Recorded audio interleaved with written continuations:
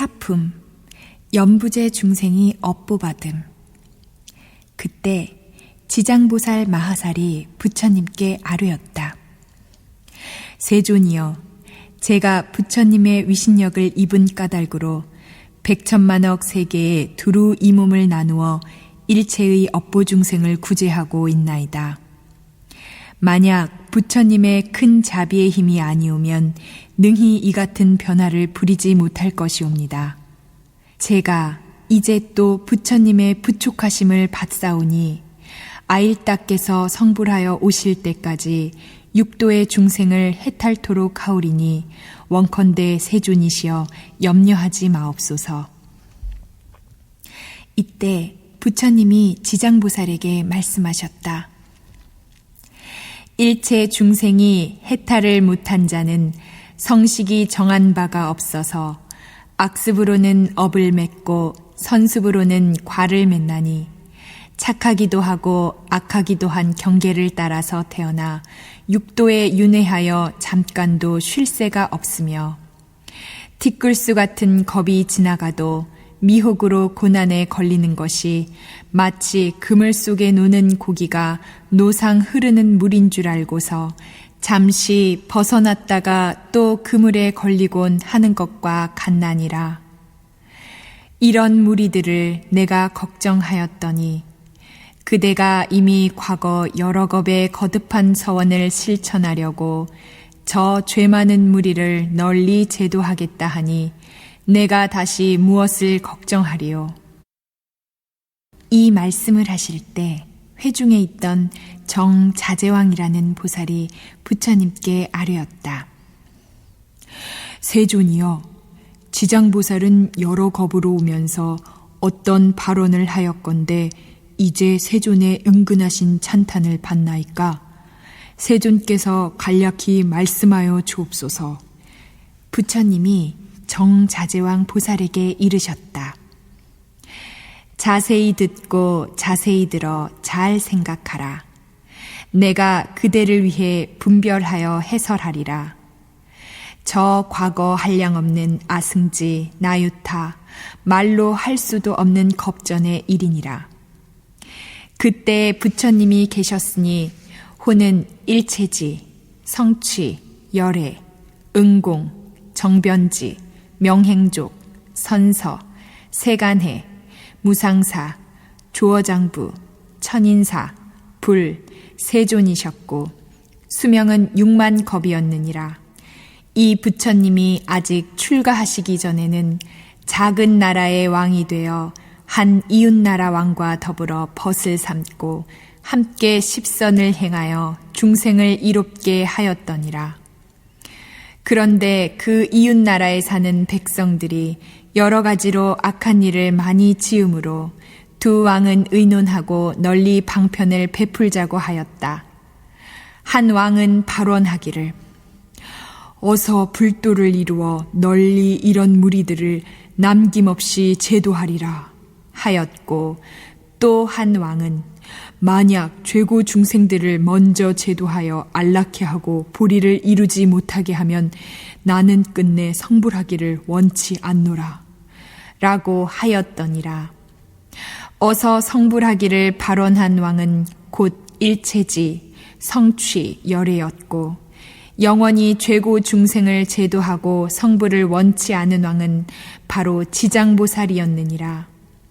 또 과거 한량없는 아승직업에 한 부처님이 세상에 출현하셨으니 명호는 청정 연하목 열애이셨고 수명은 40겁이었느니라. 그 부처님 상법 시대에 한 나한이 있어서 중생을 복으로써 제도하였는데 차례로 교화하다가 광목이라는 한 여인을 만났더니 음식을 대접하기에 나한이 물었다. 소원이 무엇이요? 광목이 대답하였다. 저는 어머니가 돌아가신 날에 복을 지어 천도에 드리고자 하오나 우리 어머니가 어떤 곳에 태어나셨는지 모릅니다. 나한이 가엾이 여기고 정에 들어 살펴보니 광목의 어머니는 나쁜 곳에 떨어져 모진 고통을 받고 있었다. 나한이 광목에게 물었다. 그대의 어머니는 생전에 어떤 업을 지었는고? 지금 나쁜 곳에서 아주 큰 고통을 겪고 있어. 우리 어머니는 습송이 물고기와 자라 같은 것을 즐겨 자셨고 그 중에도 새끼를 많이 자셨는데 혹은 볶고 혹은 지져서 마음껏 자셨으니 아마 그 수는 1000만보다 배나 더 될까옵니다. 존자는 자비로 불쌍히 여기사 어떻게든지 구하여 주소서. 나하니 가엾이 여기고 방편을 지어 광목에게 권하여 말했다. 그대는 지극한 정성으로 청정 연화목 열애를 염하고 겸해서 그 부처님 형상을 조성하거나 그려무시면 산 사람도 죽은 사람도 모두 좋은 과보를 얻을 것이요. 광목이 이 말을 듣고는 곧 애착하던 것을 바쳐 불상을 그려모시고 공양을 올리며 더욱이 공경하는 마음으로 슬피 울면서 우러러 절을 하였더니 문득 새벽녘 꿈에 부처님을 배우니 금빛이 찬란한 것이 마치 수미선과 같았다. 그 부처님이 큰 광명을 놓으시며 광목에게 이르셨다. 너의 어머니는 멀잖아 꼭 너의 집에 태어나리라. 그래서 겨우 배고프고 추운 것을 느낄만 하면 곧 말을 하게 되리라. 그 뒤에 그 집에서 여종이 한 자식을 낳으니 사흘이 채 못되어 말을 하는데 머리를 조아리고 슬피 울면서 광목을 보자 이렇게 말했다. 생사의 어변으로 과부는 자기가 받게 마련이다. 나는 내 어미다. 어둠 속에 오래 있었다. 너와 이별한 뒤로 큰 지옥에 여러 차례 떨어졌다가 이제야 복력을 입어 몸을 받아놨다만 미천한 사람이 됐고 게다가 단명하여 13살만 되면 또다시 악도에 떨어질 것이다.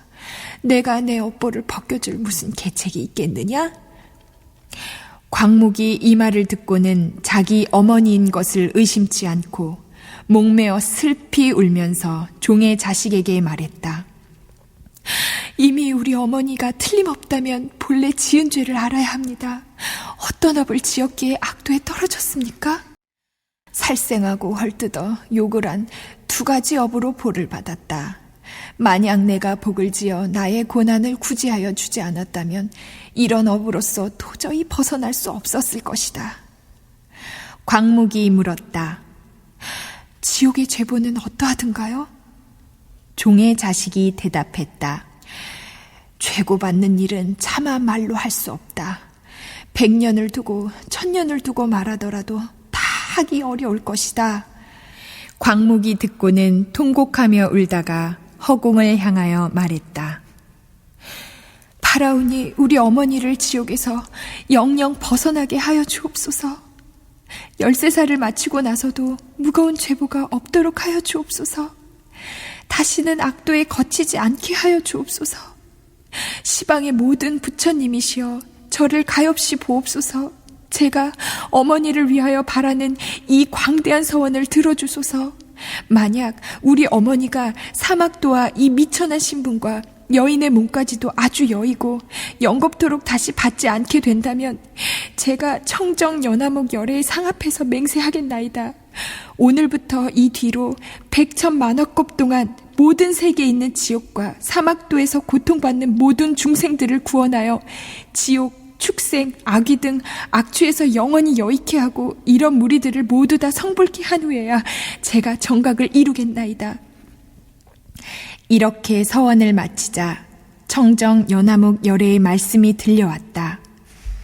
광무가 내가 큰 자비로 어머니를 위해 능히 훌륭하게도 그런 큰 원을 세웠구나. 내가 보건대 너의 어머니가 13살이 차면 지금의 볼을 벗고 다음에 범지로 태어나서 헤아릴 수 없는 겁을 살다가 뒤에 불과를 이루고 널리 항하의 모래수 같은 인간과 하늘을 제도하리라 고 일러주셨더니라. 부처님이 또 말씀하셨다. 저 때의 광목을 복으로 제도한 나하는 곧 무진의 보살이고 광목의 어머니는 곧 해탈보살이며 광목 여인은 바로 지장보살이니라. 지나간 멀고 오랜 겁 중에 이렇게도 자비하여 항하 모래수와 같은 발언을 하고 널리 중생을 제도하였나니라. 미래세에 만약 어떤 남자나 여인이 선행을 하지 않는 자, 악행하는 자, 인과를 믿지 않는 자, 사음, 망언을 하는 자, 양설, 악구를 하는 자, 대승을 비방하는 자라면 이 같은 모든 죄업 중생들은 반드시 나쁜 곳에 떨어질 것이로되 만약 선지식을 만나 그의 권유로 손가락 한번 튕기는 사이라도 지장보살께 귀의하면 저 모든 중생들은 곧 사막도의 죄보에서 풀리게 되리라. 만약 능히 지극한 마음으로 귀의하여 공경하고 우러러 절하고 찬탄하며 향, 꽃, 의복, 갖가지 진귀한 보배나 음식으로 받들어 섬기는 자는 미래의 100천만겁 동안에 항상 여러 하늘에 살면서 아주 묘한 낙을 누리게 되고 만약에 천복이 다하여 인간에 하생하더라도 오히려 100천겁을 항상 재앙이 되어 능히 숙명의 인과 본말을 기억하리라. 정자제왕이여, 이와 같이 지장보살에게는 불가사의한 큰 위신력이 있어서 널리 중생을 이롭게 하노니 그대들 모든 보살은 마땅히 이 경을 기록하여 널리 선전하고 유포할지니라. 정자제왕 보살이 부처님께 아뢰었다. 세존이시여, 염려하지 마옵소서. 저희들 천만억 보살 마하살이 반드시 능히 부처님의 위신력을 받들고 널리 이 경을 연설하여 연부제 중생을 이익되게 하오리다. 정자제왕보살이 세존께 아뢰고는 합장하여 공경하며 절하고 물러갔다. 이때에 사방의 천왕이 함께 자리에서 일어나 합장하고 공경하며 부처님께 여쭈었다. 세존이여, 지장보살은 오랜 겁으로 오면서 그와 같은 큰 원을 바라였는데 어찌하여 지금에 이르도록 아직도 중생들을 다 제도하지 못하고 또 광대한 서원을 바라옵니까? 세존이여, 원컨대 저희들을 위하여 말씀하여 주소서. 부처님이 사천왕에게 말씀하셨다. 훌륭하고 훌륭하도다. 내 이제 그대들과 미래 현재의 하늘과 인간 무리들에게 널리 이익을 주기 위하여 지장보살이 사바세계 연부제 안의 생사의 길에서 자비로 일체의 죄고 중생을 구제하고 해탈시키는 방편에 대하여 말하리라. 사천왕이 말씀드렸다. 그렇게 하여 주옵소서. 세존이여, 즐거이 듣고자 하옵니다. 부처님이 말씀하셨다.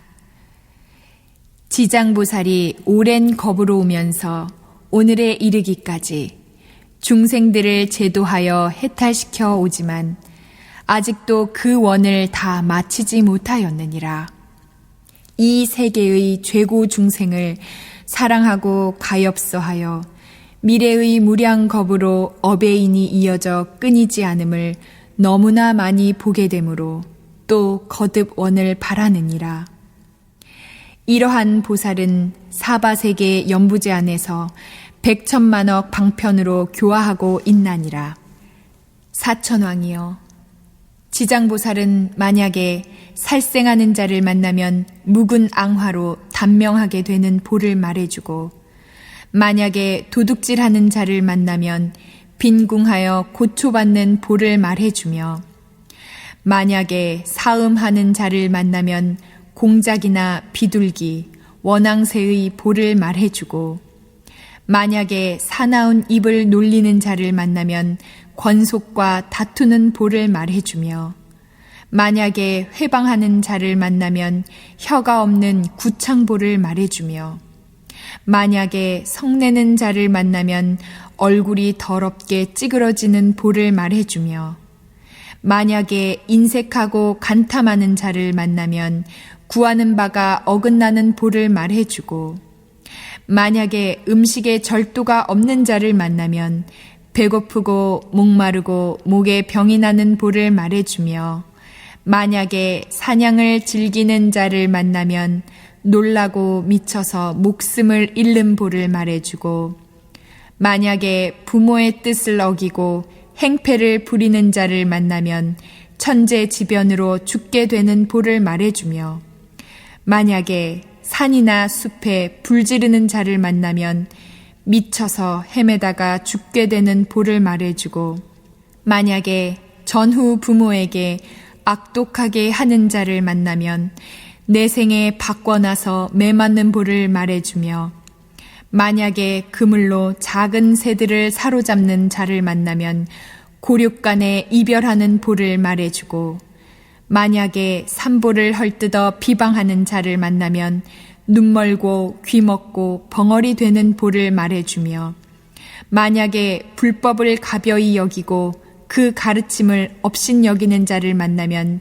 길이 악도에 처하는 보를 말해주고, 만약에 절 재산을 함부로 쓰는 자를 만나면 억겁 동안 지옥에서 윤회하는 보를 말해주며, 만약에 청정한 행을 더럽히고 스님을 속이는 자를 만나면 영원히 축생으로 있게 되는 보를 말해주고, 만약에 끓는 물, 불, 흉기로 생명을 다치게 하는 자를 만나면 윤회하면서 서로 갚게 되는 보를 말해주며, 만약에 파괴하고 죄를 범하는 자를 만나면 새나 짐승이 되어 굶주리는 보를 말해주고, 만약에 재물을 옳지 않게 헐어쓰는 자를 만나면 구하는 바가 막히고 끊어지는 보를 말해주며, 만약에 아만이 높은 자를 만나면 미천한 종이 되는 보를 말해주고, 만약에 두말로 이간질하여 싸움을 붙이는 자를 만나면